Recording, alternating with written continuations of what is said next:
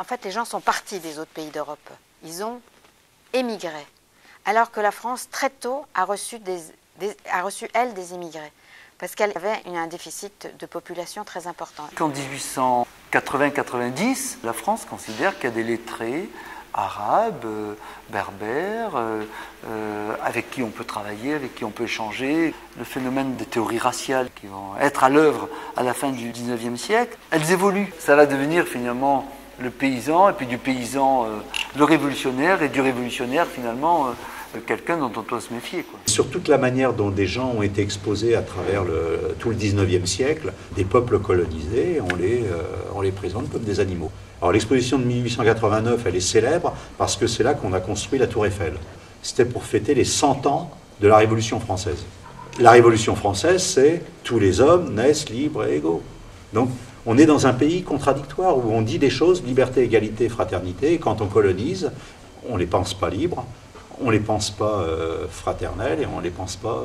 Dans les usines de guerre françaises, on a fait venir des travailleurs coloniaux, en particulier qui venaient du Maghreb, qui venaient d'Indochine, des travailleurs chinois, dans la mesure où il y avait des millions de mobilisés et qu'il fallait produire pour la guerre. Pour l'Allemagne, la différence est de taille. Nous n'avons pas les colonies à portée de main pour prendre les travailleurs étrangers. Il y a le blocus, impossible de faire acheminer les gens des quelques colonies qu'on a. Sinon, on aurait emmené les Noirs aussi chez nous. People came from all over the world and joined the British Army. Because of the British Empire, we had soldiers from Nepal, India, Australians, New Zealanders, South Africans, including some Americans and Canadians, of course.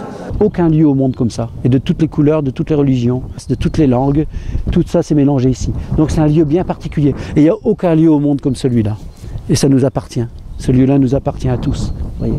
Qu'on soit d'origine d'Afrique du Nord, d'Afrique noire, des Kanaks qui sont venus se battre ici. Il y a 4 Kanaks qui sont venus se mordre ici. Ils sont partis de là-bas, ils mettaient 4 mois en bateau pour venir. Fort malades d'ailleurs, souvent. Ils sont venus se battre ici, il y en a 4 qui ont été tués là à 7-8 km. Des Malgaches. Hein. Eh bien, cette guerre de 14-18 là, c'est le seul lien qu'on ait avec eux pour dire, eh bien, on a des racines communes. Quand je leur dis, ben non, notre grand-père à tous, ben c'est le poilu de 14.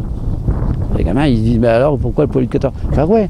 Parce que quand j'ai des petits noirs qui arrivent là, qui viennent depuis 4, 5, 6 mois, 1 an, ou 2 ans qui sont là, ou des Marocains, ou des Algériens, je leur dis, mais attendez les gars, vous n'êtes pas des immigrés vous, c'est pas vous les immigrés, c'est vos grands-pères qui sont morts là. Il y a des noirs partout là, enterrés.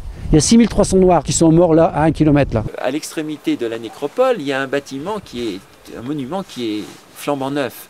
En effet, il a été inauguré il y a seulement 2 ans. Par le président de la République française, et c'est un mémorial en l'honneur des musulmans qui ont participé ici à la bataille de Verdun. C'est vraiment lors de la seconde moitié du XIXe siècle que ça commence avec Londres en 1851. Tous les grands pays européens vont organiser des expositions universelles et coloniales pour montrer justement leur empire colonial. Il y aura des millions et des millions de visiteurs. C'était vraiment une véritable propagande coloniale et à destination vraiment du grand public. À l'époque, en 1907, ceux qui voyagent, c'est vraiment une toute petite partie de la population française. C'est vraiment réservé à l'élite. Donc, c'est vraiment donner un goût à l'exotisme, parler de la conquête coloniale.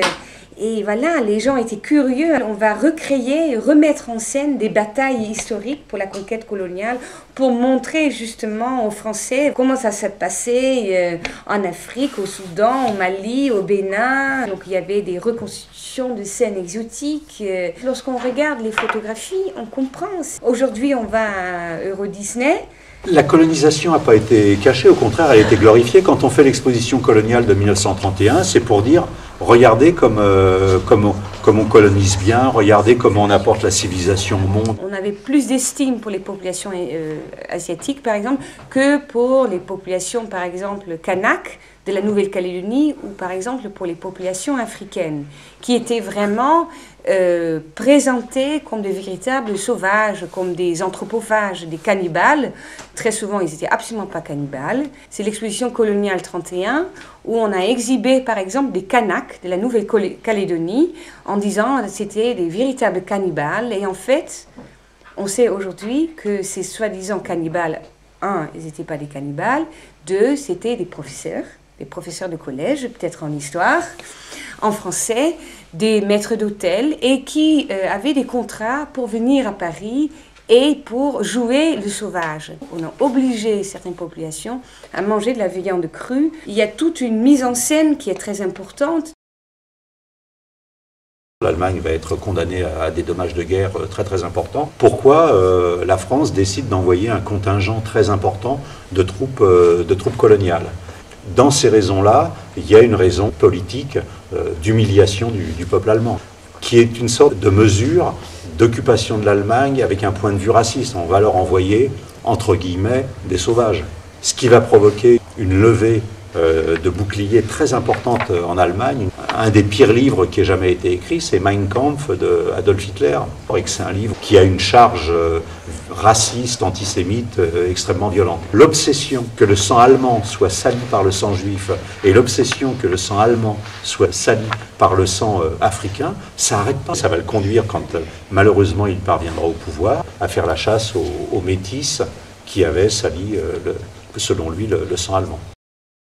Le général de Gaulle arrive à Londres, et là, très rapidement, il va considérer que la capitulation française est impossible. La France n'est pas seule, elle a un vaste empire derrière elle. Il va créer la France libre, dont les combattants s'appellent les Forces françaises libres, et ces Français libres vont reprendre le combat dès le mois de septembre 1940 en Afrique, quand l'Afrique équatoriale française, le Tchad, le Cameroun, le Congo et l'Oubangui-Chari, en 3 jours se rallient à De Gaulle à la fin du mois d'août 1940, ça inquiète beaucoup le gouvernement de Vichy.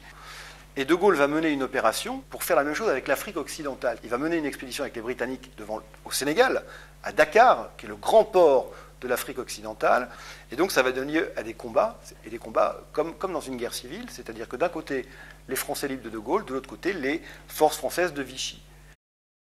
Il y a eu d'abord une victoire importante menée par un colonel qui s'appelle Leclerc dans un endroit qui s'appelle Koufra en mars 1941. Sur ces 400 hommes, vous avez 150 Européens et 250 tirailleurs africains.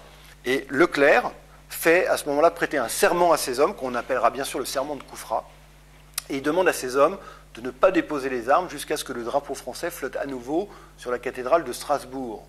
Mais une fois que les Américains sont en Afrique du Nord, eh bien, l'Afrique du Nord échappe au gouvernement de Vichy. La Martinique, la Guadeloupe, la Guyane ne rejoindront De Gaulle qu'en 1943. Il y aura effectivement la formation d'un bataillon des Antilles.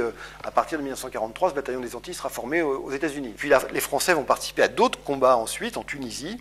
Ça, c'est en 1943. Et puis ensuite, les combats d'Italie en 1944, avec des victoires comme par exemple Monte Cassino, une victoire très importante des troupes françaises et notamment des troupes françaises marocaines, emmenées par le général Juin. Et puis ensuite, c'est les combats de la libération en France elle-même, le débarquement de Provence, du mois d'août 1944. Alors, le général de Gaulle, lui, voulait que les troupes françaises participent à la libération du territoire national. Pour ceux qui débarquent les premiers, ce sont évidemment les Américains, et qui vont donc débarquer entre Cavalère et Saint-Raphaël. Et les Français, dans le cadre d'une armée qu'on appelle l'armée B, qui est commandée par un général qui s'appelle Delade de Tassigny. Elle est constituée de 7 divisions. Et sur ces 7 divisions, vous avez 5 divisions coloniales. Une division d'infanterie algérienne, une division d'infanterie marocaine, une division de montagne marocaine, une division d'infanterie coloniale qui, elle, est constituée presque intégralement de troupes d'Afrique noire, et puis la première division française libre, et qui est composée pour moitié de tirailleurs africains. Sur les 200 000 hommes, vous avez 110 000 coloniaux, 85 000 Marocains, Tunisiens et Algériens, et 15 000 tirailleurs d'Afrique noire. Et donc ces troupes remportent comme ça les victoires. Ce sont les troupes françaises qui libèrent Toulon, qui libèrent Marseille, se battent dans les Vosges, en Alsace et jusqu'en Allemagne. 14 Africains qui ont été faits compagnons de la libération et parmi eux 14 combattants tirailleurs, il est évident que l'apport des troupes coloniales a été totalement prépondérant. Ben Bella, lui, il est démobilisé parce qu'il était réserviste. Adjudant, médaillé militaire par le général de Gaulle, sur le front des troupes. beau soldat. Il est de Tlemcen. Alors quand il rentre, qu'est-ce qu'il veut? En ville, il y avait des postes qui étaient donnés aux anciens combattants méritants, médaillés militaires, il le méritait amplement. On le jette comme un malpropre, hein. D'où des rancœurs. Des comme ça, il y en a, on en a rencontré énormément. Parce qu'il n'avait pas c'était un mesquine, c'était un pauvre, il n'avait pas de lien avec des familles aristocrates. Les promesses, il faut les tenir, hein. C'est la base même du commandement, ça n'a pas été fait, donc il était inévitable que cette incompréhension se traduise par des incidents. Les troupes africaines noires, elles sont plutôt turbulentes. Il y a eu de gros incidents au Levant, il y a eu des problèmes un peu partout. Les Sénégalais, ils se trouvent face à face avec les FFI, ils se déshabillent, ils donnent leurs vêtements et puis un peu après, on décide que dans le fond, ils pourraient peut-être servir en Indochine, alors on les met dans 2 divisions coloniales